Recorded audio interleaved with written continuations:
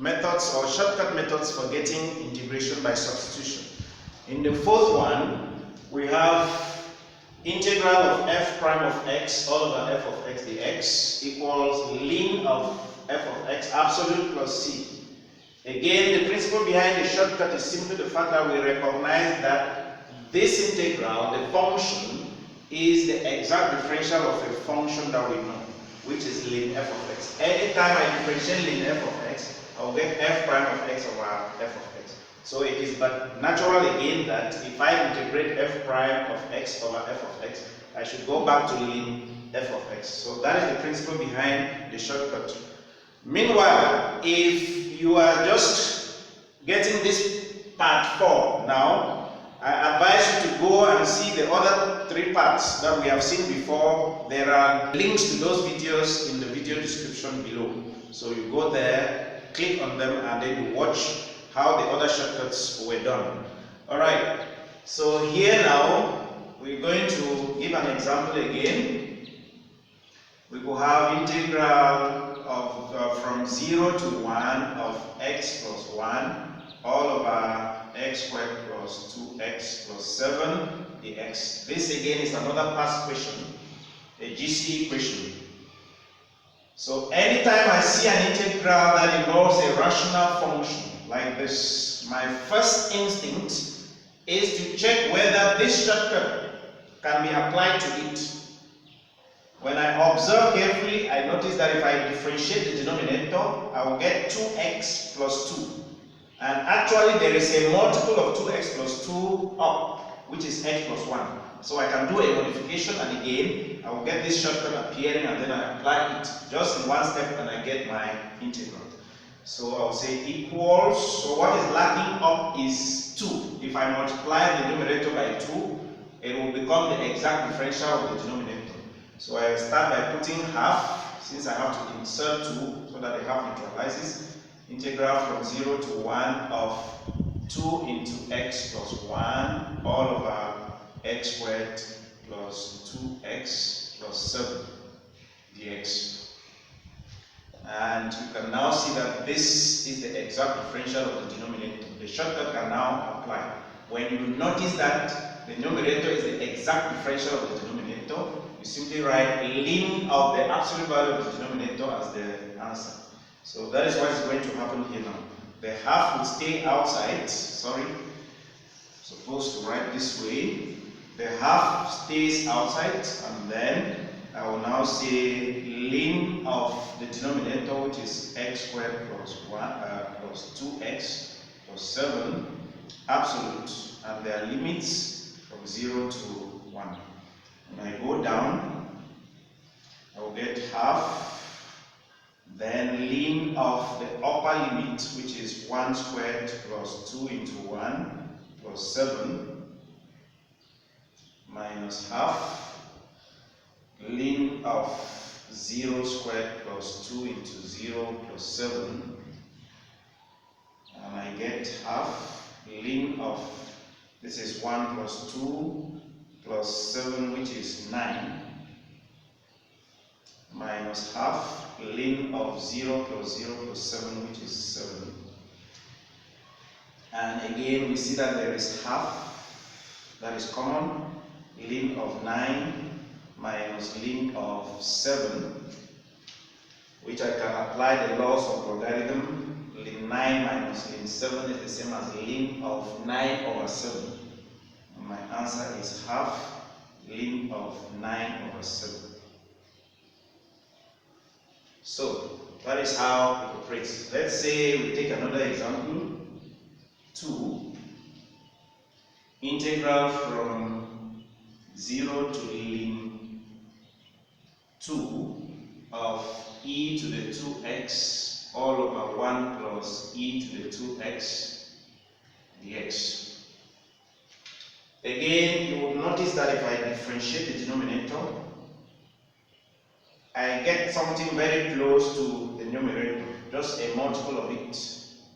So I can modify again just like I did up. If I differentiate the denominator, I will get 2e to the 2x. The differential of 1 is 0. The differential of e to the 2x is 2e to the 2x. So I need to insert a 2 at the numerator. I begin again by the half that neutralize it, then integral from 0 to lim 2 of 2e to the 2x all over 1 plus e to the 2x, and then dx. And now the setup looks like this shortcut. Up is the exact differential of down. So I take ln of the absolute of down as my answer, maintaining the half outside. So I'll get half ln of 1 plus e to the 2x absolute from 0 to ln 2. And I get half ln of 1 plus e to the 2 ln 2 minus half ln of 1 plus e to the 2 into 0. That gives us half ln of, there is 1 plus e to the ln, something is always that thing, so e to the ln a, actually, e to the ln a should give a. So e to the 2 ln 2 is the same as e to the ln 2 squared, which is e to the ln 4. And so e to the ln 4 should give 4. So this is 4 minus half ln of 1 plus e to the 0. E to the 0 is 1. So 1 plus 1 gives, so we have 1 plus 1. And then half ln 5 minus half ln 2. And my answer will be half ln of 5 minus ln 2, which gives half ln of 5 over 2 as the answer. It is important to know this shortcut is applicable to quite a good number of trig functions when you are integrating them. Let us see, we have, for example, integral of tan x dx. Some people usually underestimate this, but it has some tricks there. The integral actually can be rewritten as integral of sine x all over cos x dx. And we can use this recognition there, the fact that the differential of the denominator is found at the numerator, although not exact, but it's a multiple of it. So what I need to do is to modify, because when I differentiate cos x, I get negative sine x. So the negative is not there. I will put a negative sign and neutralize the one I'm inserting there, all over cos x, and then dx. You can now see that up is the exact differential of down. So ln of the absolute of down becomes the answer. So negative ln of cos x absolute plus c.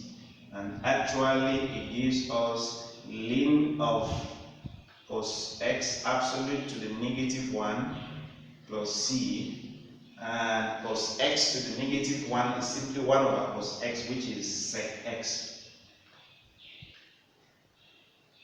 So this is the integral of tan x. If you are doing any integration and you come across integral of tan x, this is the answer. Nothing else. If it's not sec squared x, well, that's the common mistake that students do. It is not. It is instead the integral of sec squared x that gives tan x, not the other way around. Sec squared x is the differential of tan x. So when you see the integral of tan x, don't put sec squared x. This is the integral. We also have cot x dx, which actually can also be as cos x all over sine x and then dx. And this is just this setup again. The denominator can be differentiated to have the numerator. So ln of the denominator becomes the answer. So take note of that again. Maybe you would like to try this. This was an exam question which said evaluate integral from pi on 6 to pi on 3 of cot theta d theta. That's a GC equation, so you can try it. Another integral that makes use of this is that of sec x dx. Quite hidden. It is just by some observation that you will notice that this integral can actually be equal to integral of sec x into sec x plus tan x all over sec x plus tan x. Just by observation, there is no magic that has been done there. Just by observation, you would now notice that this can be equal to integral of sec squared x plus sec x tan x all over sec x plus tan x dx. If you now look carefully, you will see that the numerator is the exact differential of the denominator. The differential of sec is sec x tan x, and the differential of tan x is sec squared x. So that setup reflects this now. So I'll now take ln of the denominator, the absolute value of the denominator, as the answer, which gives ln of sec x plus tan x absolute plus the constant of integration. There is also integral of cosec x equals, still by some observation, just like we did here. In the case of cosec x, we have equals integral of cosec x and then into cosec x plus cot x all over cosec x plus cot x. Now, when I want to do the denominator, let me first expand before we analyze that. This will be integral of cosec squared x plus cosec x cot x all over x cot x. All that dx, there is the x there too. I try to reflect this now. The fact that the denominator is differentiated to have the numerator, I differentiate cosec x, get but negative cosec x cot x. That is the differential of cosec x. If cosec x cot x. So that one up there, when I differentiate cot x, I get negative cosec x. That one is negative, but there is no negative sign. I will modify it since both terms have to be negative. We multiply them by neutralize the negative outside, so I get equals integral of, then I expand the negative sign that way. There will be negative cosec squared x minus cosec cot x, all that all over cosec x plus x, the x. And now the numerator is the difference of the, apply the shortcut of the denominators, the integral. So I get ln of absolute plus cot x plus the constant of ratio.